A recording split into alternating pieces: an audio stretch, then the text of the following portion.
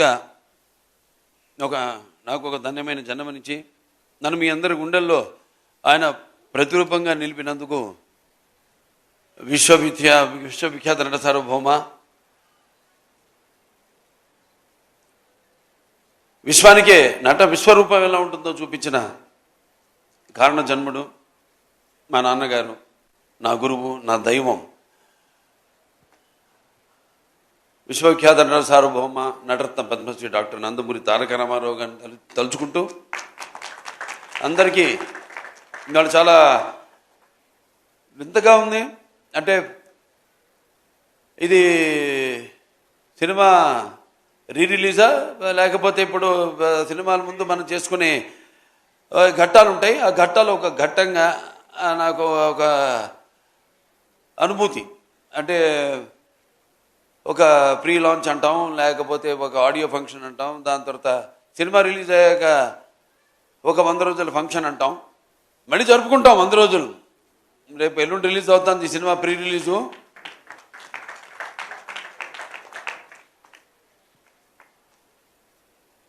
వారాహి చలనచిత్రం వాళ్ళు సమర్పించిన సాయి కొరపాటి గారికి, అనిల్ శుంకర్ గారికి, అలాగే 14 న్యూస్ నిర్మాతలు రామ్ ఆచంట గారికి, గోపి ఆచంట గారికి, సాయి కొరపాటి గారికి ముందుగా నా శుభాకాంక్షలు తెలియజేసుకుంటూ, అలాగే ఈ కార్యక్రమానికి విచ్చేసిన నా అభిమానులకైతేనేమి, టీవీ మాధ్యమం ద్వారా ఈ యొక్క పండుగను, ఈ యొక్క వేడుకను, ఈ సంబరాన్ని చూస్తున్న ప్రేక్షక దేవుళ్ళకైతేనేమి, అలాగే నా తోటి కళాకారులకు, సాంకేతిక నిపుణులకు, అలాగే ప్రింట్ అండ్ ఎలక్ట్రానిక్ మీడియా వారికి, ఆహ్వానితులకి అందరూ కూడా నా హృదయపూర్వక నమస్కారం తెలియజేసుకుంటున్నాను. ఇప్పుడు ఒకేసారి రికార్డులు అనేవి జనం ఇస్తారు ఒక రివార్డుగా. ఎందుకంటే ఒక తీసిన సినిమా మంచి ఉద్దేశం తీసింది అయితే తప్పకుండా ఆ సినిమాని ఆదరిస్తారు, వెన్ను తట్టి ఇంకా మంచి సినిమాలు ఇలాంటివి మాకు అందజేయండి అని ప్రోత్సహిస్తారు. అది ఒక ప్రత్యేకత మన తెలుగు ప్రేక్షకులకి.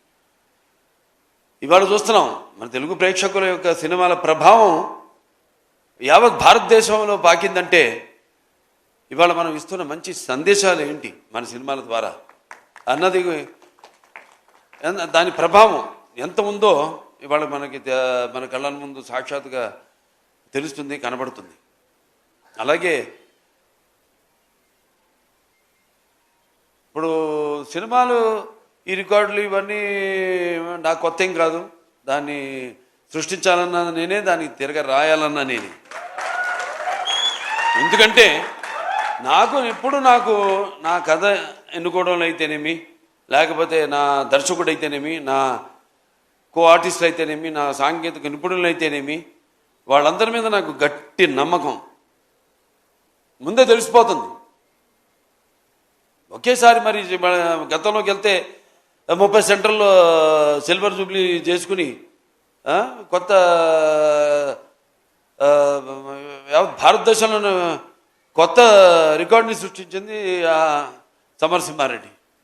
అలాగే 105 సెంటర్లో ఆ రోజుల్లో శతదినోత్సవం జరుపుకుని 100 కేంద్రాల్లో 100 రోజులు ఆడిన సినిమా నరసింహనాయుడు. ఇప్పుడు ఈ లెజెండ్ అన్నది 400 రోజులు 4 ఆటలతో, అది కూడా 2 సెంటర్లలో ఆడి మరి ఆల్ టైమ్ ఇండస్ట్రీలోనే ఆల్ టైమ్ రికార్డుగా, ఆల్ ఓవర్ ఇండస్ట్రీలోనే ఆల్ టైమ్ రికార్డుగా నిలిచిన సినిమా మన లెజెండ్. అలాగే 1116 రోజులు 4 ఆటలతో ఆడి మరొక కొత్త రికార్డుని, ఈ 4 అంకెల రోజుల్ని దాటిన మన సౌత్ ఇండియాలో ఏకైక సినిమా మన లెజెండ్. అంటే ప్రేక్షకులు ఆదరిస్తున్నారంటే సినిమా కేవలం వినోదానికే కాదు, ఒక బాధ్యత. అదే మేము తీసుకుంటాం. ఇప్పుడు నా ప్రతి సినిమాలో ఏదో ఒక సందేశం ఉంటుంది.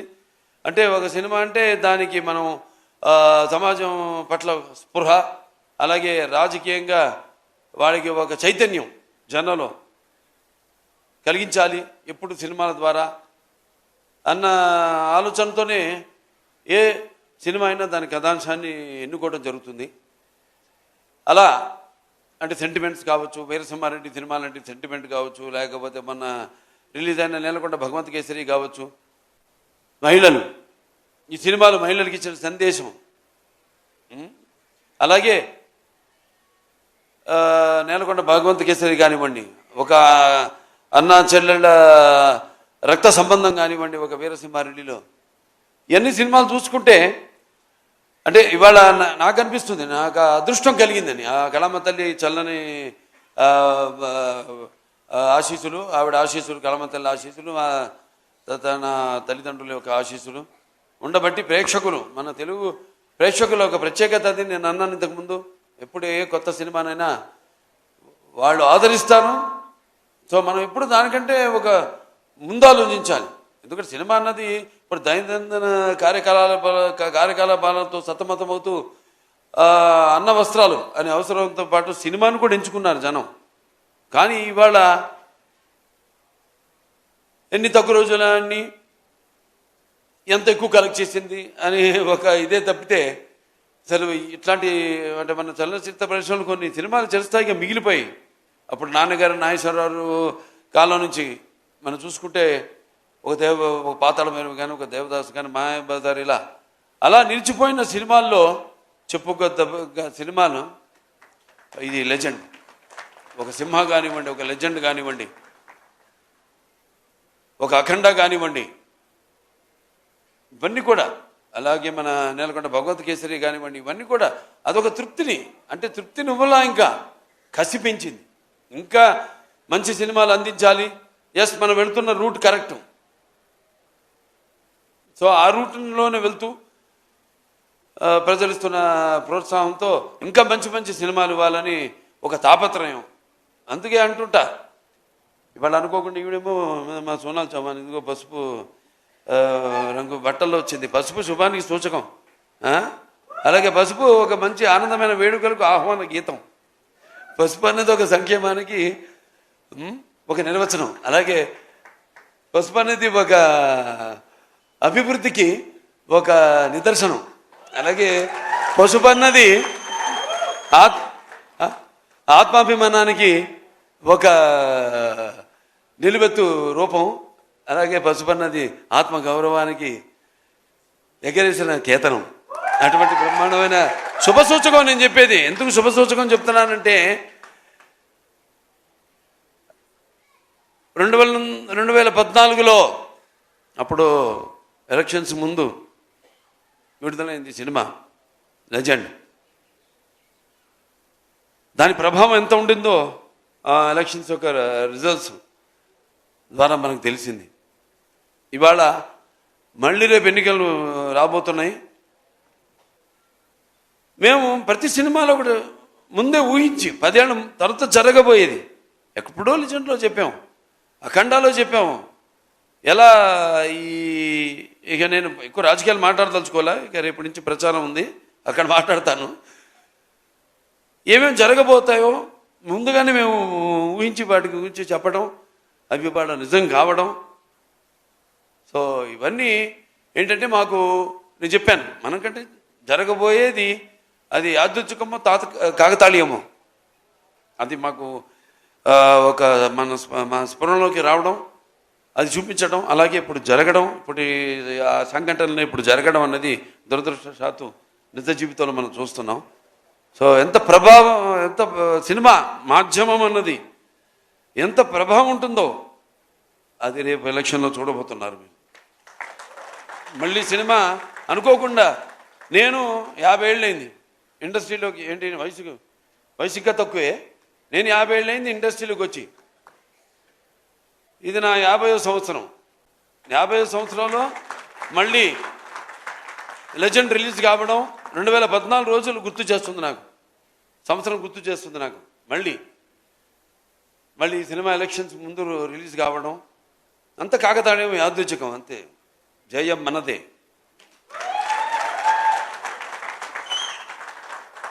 అలాగే మరి సినిమాకు పనిచేసిన మా దర్శకుడు బోయపాటి గురించి గారికి నేను ఎన్నోసార్లు ఆయన గురించి చెప్పాను. మేము ఒక సినిమా అయిందంటే రెండో సినిమా గురించి ఆలోచించాం. అంటే రెండో సినిమా అంటే నా ఆర్డర్లో అయితే అది ఏది ఫస్ట్ మన సినిమా మన దక్కండానా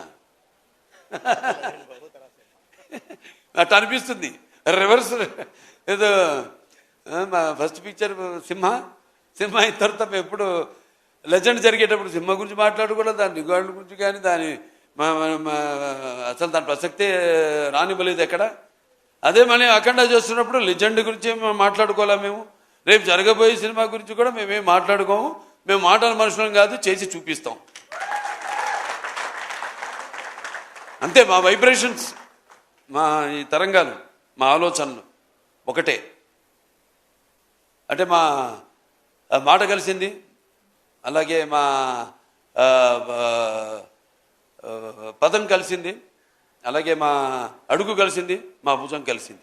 అదే చెప్పగలుగుతాను. ఇంకా బోయపాటి గురించి అంతకంటే ఎక్కువ నేను చెప్పను. ఇక ముఖ్యంగా అందరు రాంప్రసాద్ గారు, ఇక ఆయన ఫోటోగ్రాఫర్ రాంప్రసాద్ గారు చాలా అద్భుతంగా సన్నివేశాలన్నింటినీ కూడా ఎంతో బాగా చిత్రీకరించారు. ఇంకా మా మ్యూజిక్ డైరెక్టర్ డిఎస్పి మంచి బాణీలు సమకూర్చాడు. ఆయన ఆణిముత్యాల లాంటి పాటలకి మంచి మణిపూసలు లాంటి బాణీలు సమకూర్చాడు ఆయన. అలాగే ఇక మా అందరూ, ఇక మా ఎడిటరు కోటగిరి గారు, అలాగే మా ఆర్ట్ డైరెక్టర్ ప్రకాష్ గారు, అందరూ కూడా ఎంతో కష్టపడి ప్రతి ఆర్టిస్టులు, మా ఆర్టిస్టులు ఉన్నారు ఇక్కడ అందరూ. ఇక్కడ సోనాల్ చౌహాన్ గారు, అటు అందంతో పాటు ఆవిడ నటన అదర్ డైమెన్షన్ కూడా. అంటే ఒక నాణ్యానికి రెండు వైపులా ఆవిడ అటు అందం ఇటు అభినయం రెండింటిని కూడా ఎంతో బాగా ఆవిడ న్యాయం చేసి, అలాగే రాధిక ఆప్టే ఆవిడ, అలాగే ఇక ప్రతి ఒక్కరు కూడా. జగపతి బాబు గారి గురించి ప్రత్యేకంగా చెప్పాలి. ఆయన పాత్ర ఒప్పుకున్నందుకు, ఎందుకంటే ఆయన ఎంతో చూశాడు జీవితం. ఒక కుటుంబ హీరోగా ఆయన ప్రారంభించి ఆయన ఈ యొక్క నటన అట్నుంచి మరి ఇటువంటి పాత్రను ఆయన ఒప్పుకోవడం. ఆయన బోయపాటి గారు అంటే నిజంగా అది విలన్ కాదు, అందులో అదొక పాత్ర అంతే. ఆ పాత్ర నవరసాలు, ఆ నవరసాల్లో ఒక్కొక్క మనిషి అతను ఏ పరిస్థితులను బట్టి, సిచ్యువేషన్స్ అండ్ అంటాం మనం ఇప్పుడు ఆల్వేజ్ సర్కమ్స్టాన్సెస్, వాటిని బట్టి మనిషి ఎలా దానికి రియాక్ట్ అవుతాడు అన్నది ఈ సినిమాలో ప్రతి పాత్ర కూడా అటువంటిదే. అలాగే మా మిగతా నటులు అందరూ కూడా, సామండ్ గారు ఉన్నారు, మా సమీర్ గారు ఉన్నారు, చిట్టి గారు, మా వెంకటేశ్వరరావు, కోటేశ్వరరావు, సారీ ఆనందరాజు గారు, దాని తర్వాత రచిత గారు, ప్రియా, అందరూ. చలపతిరావు గారు చెప్పినట్టు ఆయన మిస్ అవుతున్నాం ఇవాళ. ఆయన ఆత్మ శాంతించాలని ఆయన ప్రార్థిస్తున్నాను.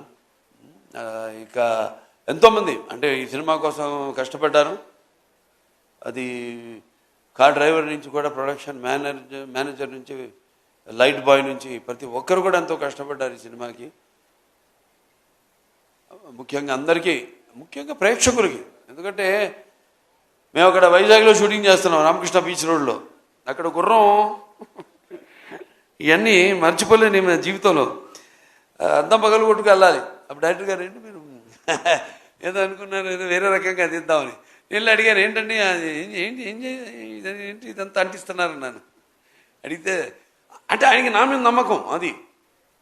అంటే బాబా అది మనం ఏదో గ్రాఫిక్స్ నేను చేసేస్తాను అని ఏమనలేదు కూడా. చూసి ఓకే బాబు షోరా చేస్తావా అన్నాడు. చేస్తాను అంతే, అయిపోయింది. 5 నిమిషాల్లో అయిపోయింది షాట్. నిజంగా దాన్ని బగలు కొట్టుకుని పాత్ర అనేది, ఓ పాత్ర ఎటువంటిదంటే, ఓ మనిషి, నేను ఎప్పుడు చెప్తుంటాను, ఒక పాత్ర అనేది మనకి పరిచయం లేని పాత్ర అది. ఏదో రైటర్స్ రాస్తారు బ్రహ్మాండంగా, దాంట్లోకి వెళ్ళిపోతాం మనం. అంటే ఊరికే ఒక పాత్ర అనేది ఏడవడమో నవ్వించడమో లేకపోతే అరవడం కాదు. ఆ పాత్ర అనేది ఆ పాత్ర యొక్క మూలాల్లోకి, ఆ పాత్ర యొక్క ఆత్మలోకి మనం వెళుతున్నాం. ఆ పాత్ర యొక్క అనుభవాలు మనకు తెలియదు.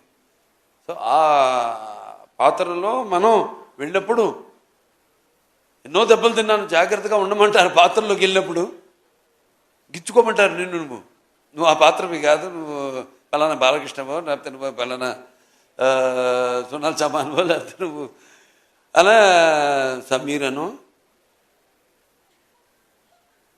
అదొక పాత్రలాగా తయారయ్యాడు. అది వంట పాత్రలు ఉంటాయి. గంగాళాల్లో ఉండేవారంట ఆ రోజుల్లో, ఊళ్ళల్లో. నీకు కవలలే. సరే, చాలా సంతోషం. ఇవాళ మళ్ళీ సినిమా రిలీజ్ అవుతుంది. నా అదృష్టం ఏంటంటే ఇవాళ